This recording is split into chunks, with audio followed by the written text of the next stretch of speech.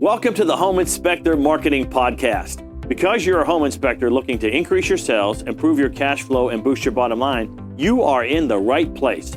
For additional training resources on how you can grow your home inspection business, go to microreturns.com right now. And now, here's the podcast. Hi, this is Mike Crow, and I run a home inspection business. In fact, I've run a couple of home inspection businesses. The true joy for me, though, has been helping literally thousands of home inspectors build really solid home inspection businesses as well.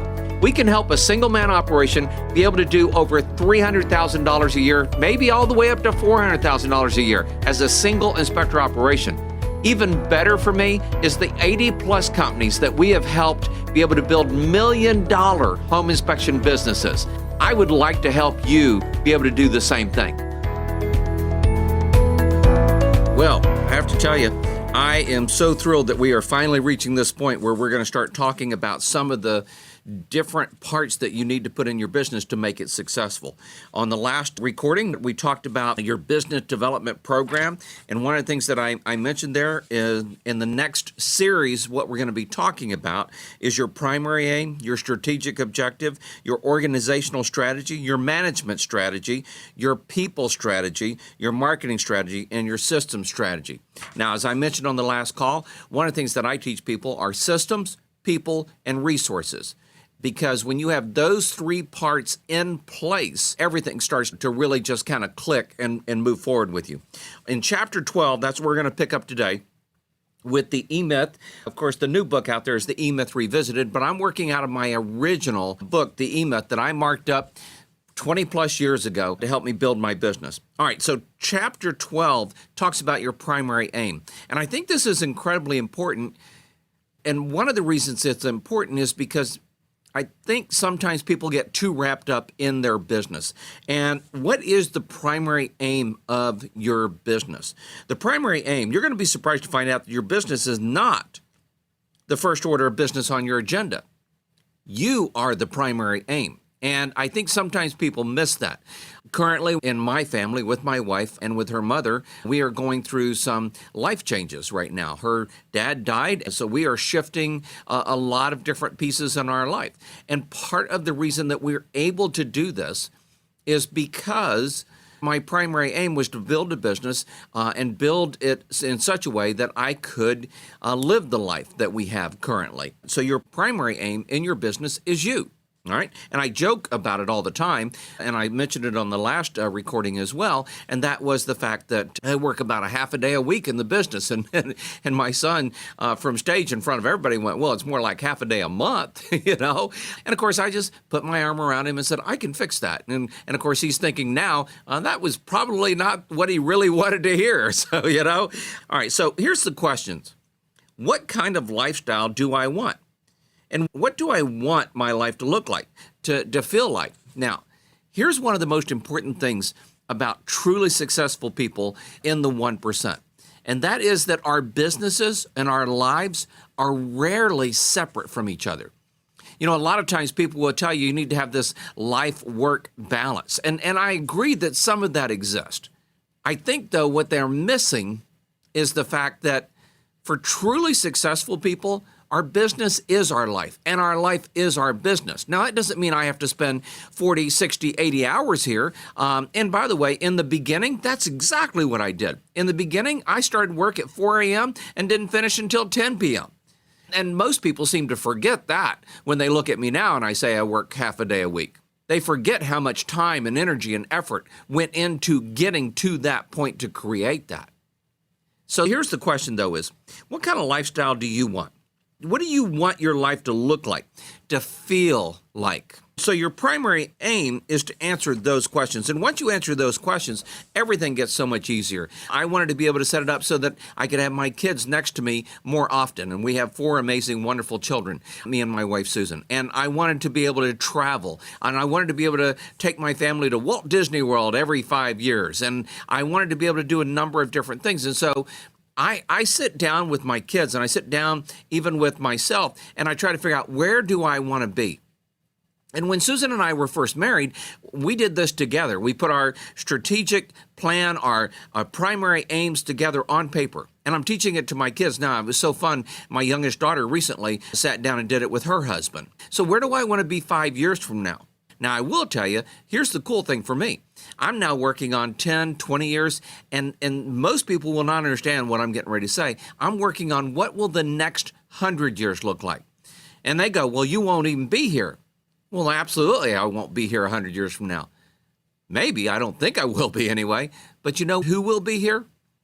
The people I love.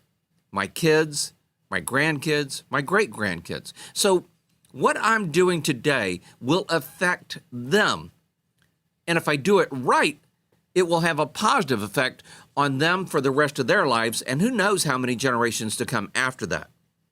So here's the thing is, when I do die, I've had this question asked of me, and it's actually here in the book as well. When I do die, what do you hope that they'll say about you, at your funeral, your memorial? And one of the things is that imagine you had recorded something that you could say to them. So you're addressing your guests. You're telling them the story of your life. And what would that story look like? How would that story sound? Because what you once said there, that's your primary aim. What you would like to be able to say about your life after it's too late to do anything about it, that's your primary aim, okay? So if you were to write a script for the recording to be played for those people at your funeral, how would you like it to read? And I've had this question put to me in a number of different scenarios that I've been through, and it was kind of funny. One lady, I went, well, here's what I'd like to have said. And she went, wow, you kind of think pretty high of yourself, don't you? And I realized she wasn't right for that position and that job because, yes, I think highly of myself. And yes, I think I'm important. And yes, I think what I do will change the lives of the people that I touch. And if you don't think that, well, one, that's a shame. But two, it might even be a little selfish. Because this world isn't about just us. It isn't about just me. It isn't about just you. It's about the people that we touch each and every day. And anyway, that's my primary aim, okay? And so once you've created that script, then all you need to do, once you've written that out, what you want said at your funeral, then all you have to do is make it come true, right? Right? Well, that's a little easier to say than it is done sometimes. But all you need to do is begin living the life, your life, as if it's important. And I think that that's one of the most important things that all of us need to do. Now, with a mature company, great people are those who know how they got where they are. That's so important. Let me say that again, because so often people act as if, well, I just got lucky. I just ended up here. And honestly, that's just not true. 99% of the time. Every now and then it happens, okay? But even then, they did something probably they knew had the chance to create whatever it is that they're in the middle of. So great people are those who know how they got where they are. Great people are those who know how they got where they are. I know how I got where I am. Even better, now I'm showing other people how to be able to get there as well, or to get to their primary aim. And sometimes primary aim is different. I was just looking at one of my friends, and when I first started working with him, he was a single-man operation saying, I don't want to build $1 million company. Now he has a multi-million-dollar company. I think they did $3 million last year. And he was sending pictures of him and his friends on his boat on the lake. And recently, I know that he shared with my son that he has over $1 million sitting in the bank. Not very many people can say that. That's a pretty cool primary aim. Here's the other thing is, I know he took very good care of his dad, who died recently, in the process of all that. And I know he's taken very good care of a lot of people that work for him. So every $1 million company hires on average, some hire more, some hire less, but hire on average 10 people. So if you build $1 million company, you're affecting 10 different families. Yes, you're affecting 10 people, but almost always those people have families. And I never forget that either. So he's probably affecting somewhere between 30 and 40 different families. I know that every time we write paychecks, I never forget that we're affecting somewhere between 30 and 40 families as well. So great people are those who know how they got where they are and how to get where they're going. And that's one of the pieces that I want to make sure you see with the whole primary aim is I know where I want to be a year from now, of course, 3 years, 5 years, 10 years. 20 years. I know where I want to be 20 years from now. I know what I want that to look like. And yes, I could die tomorrow of a heart attack. Well, that's okay. I get that. But even if that were to happen, I would be thrilled at where I am right now, because I am where I am right now because I want to be here. Okay? But I am kind of an optimist, so I'm hoping I get to live another 20, 30, 40 years, okay? And maybe 50. Who knows? We'll see. Great people have a vision of their lives, which they practice making sure it comes true each and every day. I keep pictures, I keep notes, I keep sayings, I keep little quotes in front of me and that pop up on my phone and different things all the time. So every day I'm making sure that I'm living the life each and every day that I want. I'm living my primary aim each and every day. I had one coach, the wonderful young lady by the name of Emily, and she is a inspirational coach, but she's really helping people be the best person they can be. And I heard her speak once, and because we were sitting in a group together, and she said, take out a piece of paper and write down the 3 words that describe who you are. The 3 words that describe who you are. And I pulled out a piece of paper and I wrote down husband, father, coach. And it didn't take me any time because I knew that's who I am and that's who I want to be probably for the next 20 years. And it was interesting because I looked around the room and a lot of people were struggling with that. And a lot of people didn't get to the 3 things they were. And then she said, now pull out your phone and set an alarm for every day to go off that reminds you of that is who you want to be. And so I set an alarm, and by the way, I changed the time that it goes off sometimes. Currently, it goes off at 5:20 p.m. Each day, and I look at it, and it says, husband, father, coach. And I remember, that's who I am. That's what I want to be. And you need to keep things in front of you to make sure that you're doing exactly that. So I believe it's true that the difference between great people and everyone else is that great people create their lives actively. All right? While everyone else is created by their lives. Are you created by your life, or are you creating the life that you want? And by the way, sometimes people think, oh, well, you have to be in business for yourself to do this. No, that's not true at all. I was an employee for years and years and years, and I still created the life I wanted, even when I was an employee. So this isn't just about being an entrepreneur and having a business, though having a business is a great thing, in my opinion, for me, but creating your life that you want, no matter what that is. So, for instance, my mother-in-law and father-in-law, they worked for somebody their entire lives. But you know what? They created the kind of life they wanted. They used to go to Colorado on a regular basis for great things. He did jewelry. He made rings, and she did all kinds of training. In fact, she trained me on how to do word processing when it first came out, so that I could set up our first computerized report. So there's a lot of things that you can do there. And the difference between those two is the difference between living fully and just existing. The difference between those two is living fully and just existing. So here's what I want you to think about. What do I want my life to look like? How do I want my life to feel on a day-to-day basis? What would I like to be able to say I truly know in my life about my life? How would I like to be with other people in my life? My family, my friends, my business associates, my customers, clients, and my community, okay? How would I like people to think about me? What would I like to be doing 2 years from now, 10 years from now, 20 years from now? What specifically would I like to learn during my life? Spiritually, physically, financially, technically, intellectually, and about relationships. How much money will I need to do these things that I want to do? And by when will I need that money? So those are some of the questions. And you might even want to rewind and write those questions down, or you could go buy the book, The E-Myth, or The E-Myth Revisited. I'm sure those questions are probably in there as well in chapter 12, and just see those questions. But I want you to understand, I write those questions down, I see them, I put them out there where I can look at them on a regular basis. I answer these questions daily in everything that I do. Now, I want to say this very carefully. I come up short in so many of the answers to these questions.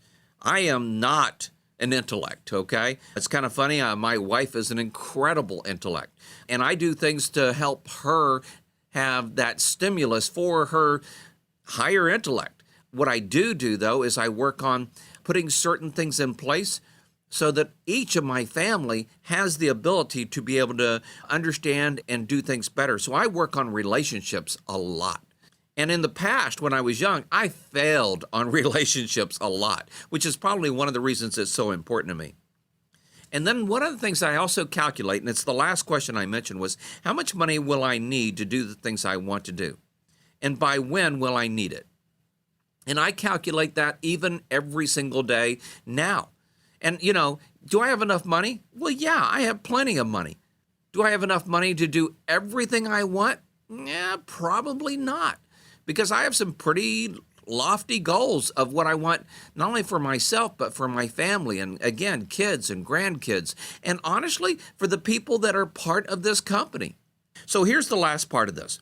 Your primary aim is the vision necessary to bring your business to life and your life to business. Your primary aim is the vision necessary to bring your business to life and your life to your business.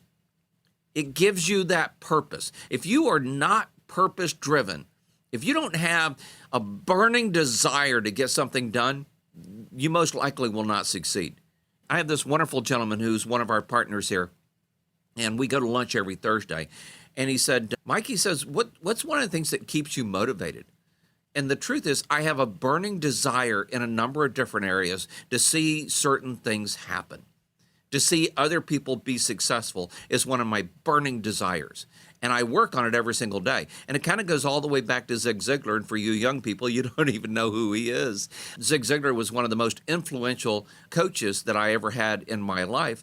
And one of the things he used to say was, the more you help people get what they want, the more you'll have everything you want. Now, it's not quite exactly the way he said it. Of course, he probably said it 100 times and said it 100 different ways. But that's exactly the point. The more you help other people get what they want, the better chance you'll have at having everything you ever wanted. And I have lived with that. And when you have your primary aim, when you have that vision necessary to bring your business to life and your life to your business, it provides you with a purpose. It provides you with energy. It provides you with, well, as they like to say here, it provides you with the grist for your day-to-day meal, all right? And day-to-day can be a grind. And some days are funner than others, and some days are smoother than others, and some days you just would like to kind of forget them. But the truth is, even the bad days help make you who you are and help make you better for what's coming down the road. In fact, that's one of the things I think that so often people forget. If it weren't for some of the things that I went through that were bad, I wouldn't be as prepared as I am today to be able to handle the business and the relationships and other people's concerns that I work with. All right, well, this is Mike Crow. That was Chapter 12. This was nice, short, easy, very straightforward, and yet it may be one of the most important chapters in the book, which is Chapter 12, What is Your Primary Aim? And I will tell you that one of the most important things that you ever need to think about with this is to be around other successful people. I created that saying probably 15 years ago, and what I realize now is I'm seeing it pop up over and over and over again. Evidently, it's gained some traction out there, and other people are saying it, or other people are having the same revelation that I had. Zig Ziglar kind of said it, help other people be successful. And I always believe help people help themselves, and then once you help those people help themselves, hopefully they will help other people as well. The other big part of that is that if you hang around truly successful people, it's easier to be successful. So be successful and be around those that are successful. And never forget, the more money you make, the more people you can help. If you are interested, by the way, I do some questions and answers about every other week. And if you're interested in being on that list so that we can do a live call with a group of folks, and I'll be more than happy to probably answer your questions. There's usually a very short group of people there, a short list of people there. Be more than happy to have you there. Send an email to hello, Hello, hello at coachblueprint.com, and I'll be more than happy to work with you and maybe to help answer any questions, gaps maybe that I've created as we've been going through this material. Have a great day. Talk with you again soon. Bye-bye.